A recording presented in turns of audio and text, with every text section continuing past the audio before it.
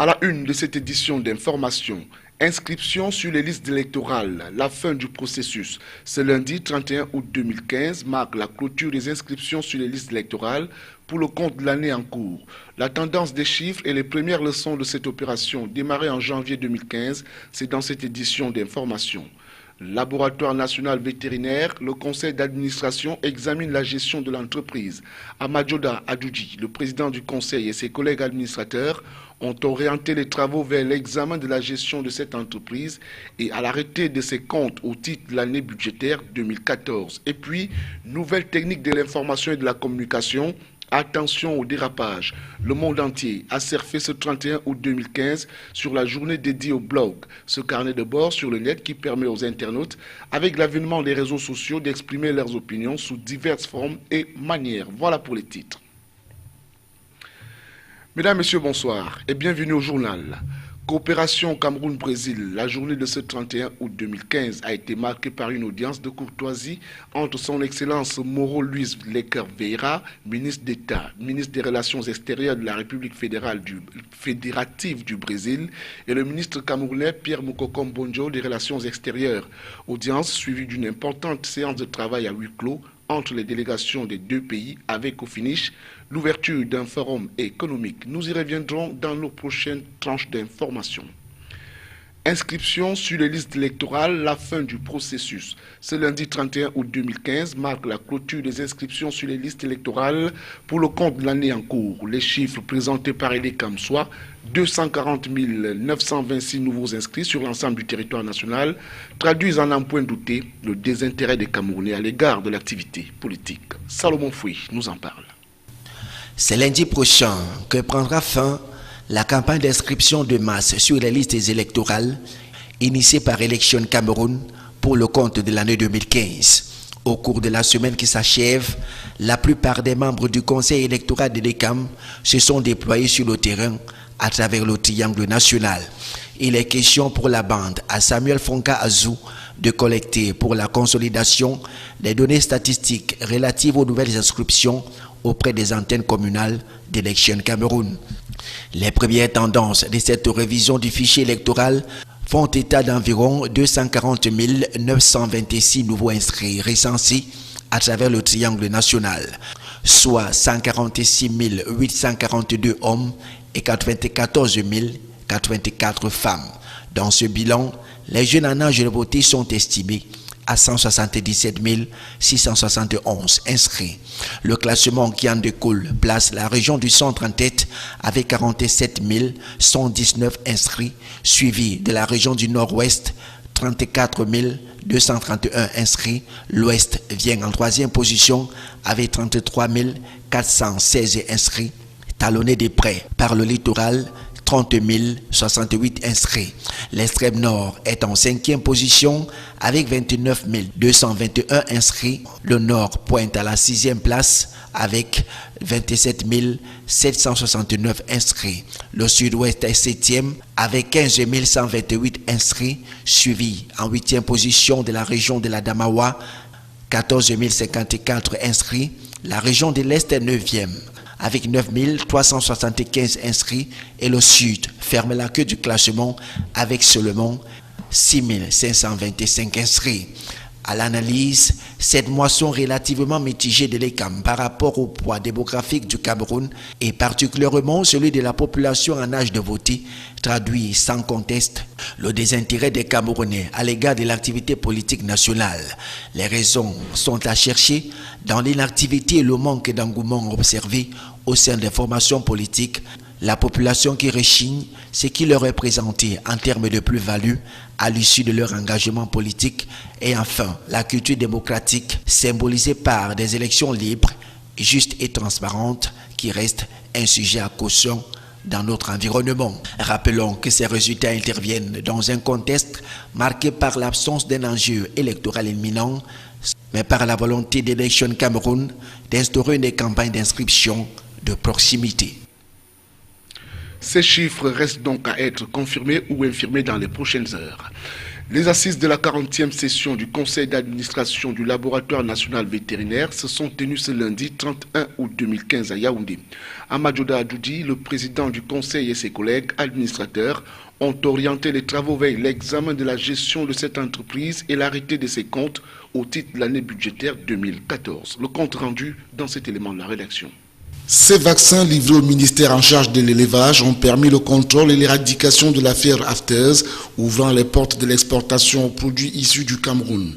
À en croire Amadjoda Adoudi, le président du conseil d'administration, une convention cadre de partenariat a été signée en date du 24 janvier 2014 entre le laboratoire national vétérinaire et le programme d'amélioration de la production agricole en vue de développer la filière laitière à travers des enquêtes épidémiologiques sur les maladies du bétail laitier et la mise en place des mesures de biosécurité dans les élevages encadrées par le dit projet. Le laboratoire fournit également à ce projet de l'azote liquide indispensable à l'insémination artificielle. C'est des problèmes récurrents que nous traînons comme des boulets depuis des années. Il y a l'absence des statuts, donc ils ont été envoyés pour approbation, on attend leur retour. Il y a l'absence d'un capital social adéquat. Il a également eu à souligner le problème de maintenance et de calibration des équipements et certainement les problèmes de procédure dans les marchés publics et le fait également que tout désormais doit passer par le trésor public pour les aides que nous avons, alors qu'avant on recevait dans nos comptes bancaires et les choses allaient plus vite. Relativement à la surveillance des maladies animales, les activités du laboratoire ont porté sur le diagnostic courant de la peste porcine africaine, la peste des petits ruminants, la fièvre afteuse, la cellulose et bien d'autres. Des performances qui apparaissent comme l'arbre qui cache la forêt en ce sens que la production des vaccins par le laboratoire national vétérinaire reste limitée du fait de la vétusté des équipements et locaux.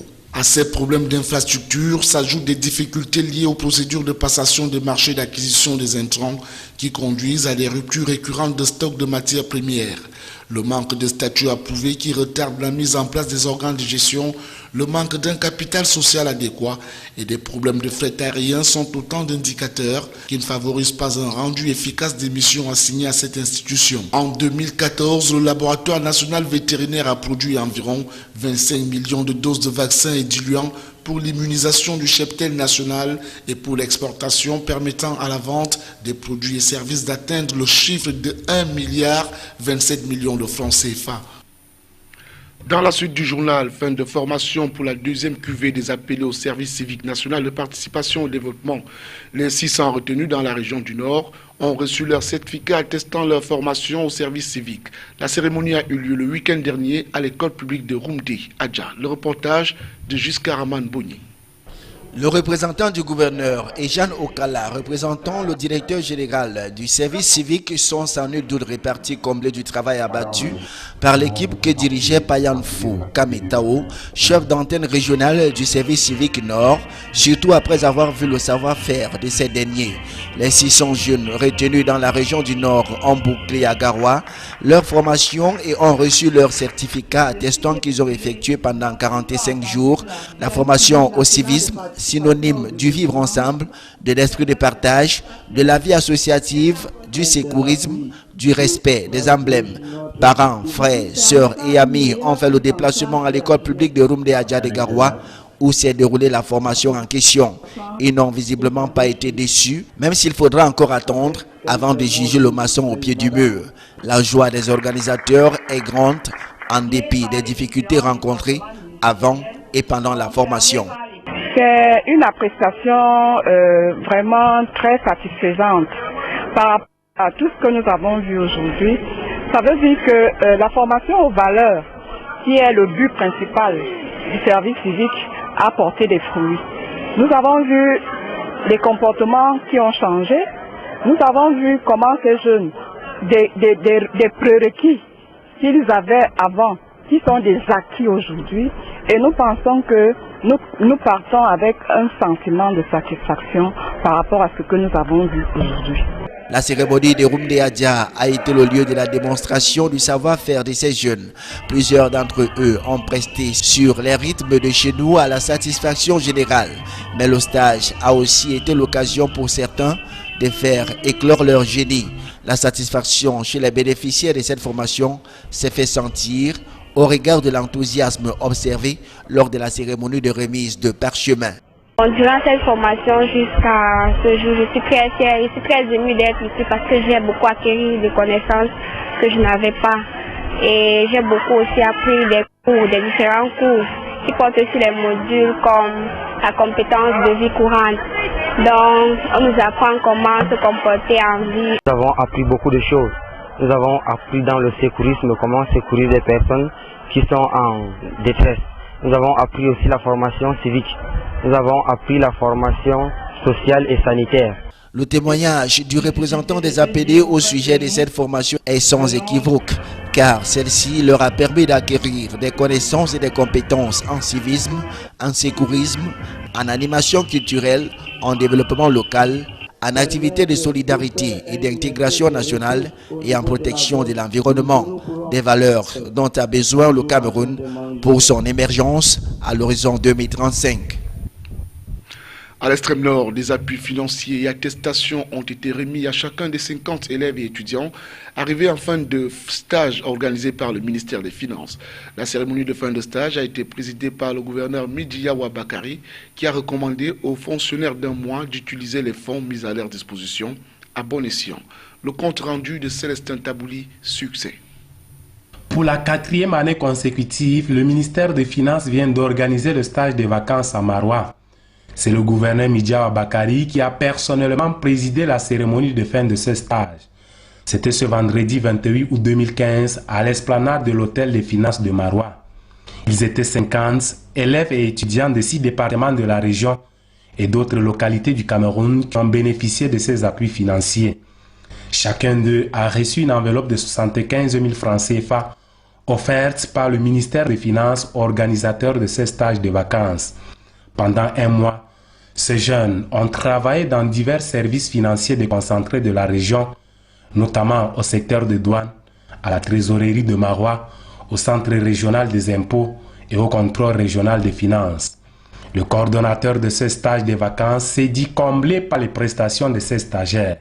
Pour Ananim Vogo, ces jeunes stagiaires ont valablement comblé le vide occasionné par les départs en congé et même les mises à la retraite des responsables et agents titulaires et se sont livrés avec satisfaction aux travaux à eux confiés. Notre appréciation ne peut être que positive après un mois de travail.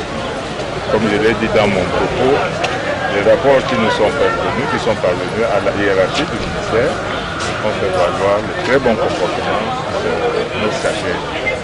Et ce n'est pas la première fois, c'est la 4e fois où nous nous réjouissons de l'apport de ces stagiaires et du comportement digne de ces enfants. Midia Wabakari, le gouverneur de la région de l'extrême nord, a réagi dans le même sens en exhortant ses fonctionnaires d'un mois à persévérer dans cette voie de l'excellence dans tout ce qu'ils vont entreprendre. Il leur a en outre recommandé d'utiliser à bon escient les fonds mis à leur disposition. Par ailleurs, le gouverneur a émis le vœu que ces stages de vacances puissent se perpétuer dans la ville de Maroua et s'étendre aussi dans les autres villes de la région. Toute autre chose à présent, réglementation des praticiens de santé dans la zone Afrique. C'est le thème fédérateur des 13e journées africaines de la médecine traditionnelle. Dans la région du littoral, c'est la salle des fêtes d'Aqua qui a servi de cadre à la cérémonie. Outre l'exposition des produits de la pharmacopée traditionnelle, les praticiens rassemblés autour du délégué régional de la santé publique pour le littoral ont échangé sur les techniques du massage, la version scientifique de la médecine traditionnelle et les critères à remplir pour être reconnu par la tutelle comme étant un praticien de santé. Le thème retenu cette année 2015 invite les praticiens à se réglementer et à remettre sur la table l'épineux problème de manque d'organisation dans ce secteur d'activité qui pourtant œuvre au quotidien pour l'amélioration de la santé des populations avec l'appui du ministère de la Recherche scientifique et de l'Innovation et celui de la Santé publique. Écoutons à présent le docteur Martin Yamba Béas, il est délégué de la santé publique pour le littoral. la médecine traditionnelle pour qu'elle puisse réellement être dans son maximum d'efficacité. Ça commence par organiser déjà les praticiens pour qu'ils puissent être reconnus comme tels. Et puis les organiser, il faut une certaine réglementation, il faut qu'ils s'inscrivent dans un cadre réglementaire bien précis. Vous avez vu, nous avons développé les éléments de cette réglementation-là qui sont disponibles dans un document qui est entre les mains de beaucoup de ces praticiens-là. Et c'est à eux maintenant de continuer de s'organiser pour qu'ils puissent être reconnus comme tels, pour que ça ne soit pas des choses informelles dans un monde flou, etc., etc. Parce que justement, il s'agit de la santé des populations. Il faudrait que les gens soient identifiés et connus comme tels. Nous vous le disions en titre, nouvelle technique de l'information et de la communication. Le monde entier a surfé ce 31 août 2015 sur la journée dédiée au blog, ce carnet de bord sur le net qui permet aux internautes, avec l'avènement des réseaux sociaux, d'exprimer leur opinion sous diverses formes et manières. Mais la création et l'animation de ces nouvelles méthodes de communication interpellent la responsabilité des professionnels de l'information et de la communication sur l'éthique et la déontologie dans un monde où chaque citoyen peut manier l'information et en devenir la source. L'évocation de la journée mondiale du blog et les mesures à prendre pour éviter les dérives, c'est dans ce récit signé Djerieba. La société de l'information, à travers les nouvelles techniques de l'information et de la communication, offre au monde le statut de village planétaire. À cet effet, la journée mondiale du blog ce 31 août 2015, en un clic, ouvre cette boîte à Pandore du flux d'informations via les blogs et les réseaux sociaux. Le blog, ce carnet de bord sur le net qui permet aux internautes de mettre à disposition de la planète blog leurs coups de gueule, coups de cœur, journaux intimes, est depuis 1995 la nouvelle forme de communication et de marketing à titre personnel ou collectif. L'influence des blogs et des réseaux sociaux n'est plus à démontrer. Vous savez, nous sommes au XXIe siècle et qui dit XXIe siècle dit une ère avancée dans les TIC, les techniques de l'information et de la communication. Bon, maintenant, il faut voir dans quel aspect est-ce que les blogueurs se situent. Parce que quand on parle d'information, on fait référence aux professionnels de la communication, notamment les journalistes, ceux-là qui sont habilités, accrédités, à diffuser, à traiter une information, à la décrypter. Maintenant, l'information que nous avons sur le net, les blogueurs et tout, il faudrait encore se rassurer si c'est de la vraie information. Selon Technorati, moteur de recherche de la blogosphère, 100 millions de blogs sont recensés à raison de 120 000 créés tous les jours dans le monde. Toutefois, la montée en puissance des citizen journalistes à travers les blogs et les réseaux sociaux interpelle les professionnels de l'information et de la communication sur les risques du discrédit sur le traitement de l'information tel que recommandent les canons professionnels.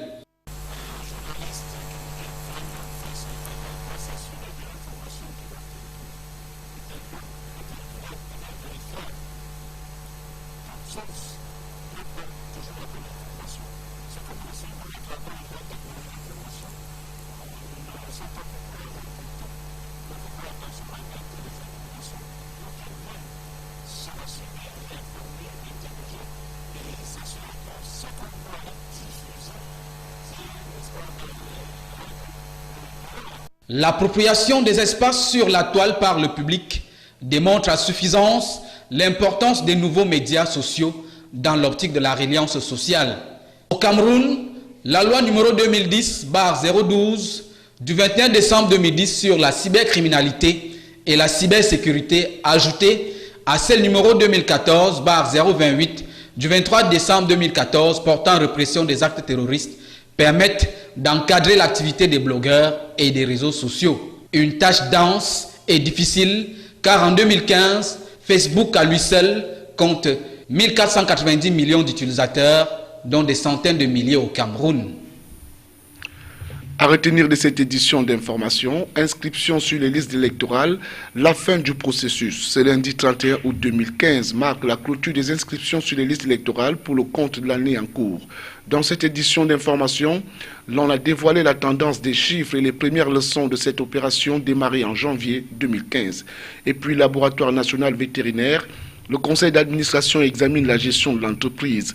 Amadjoda Doudi, le président du conseil et ses collègues administrateurs ont orienté les travaux vers l'examen de la gestion de cette entreprise et l'arrêté de ses comptes au titre de l'année budgétaire 2014.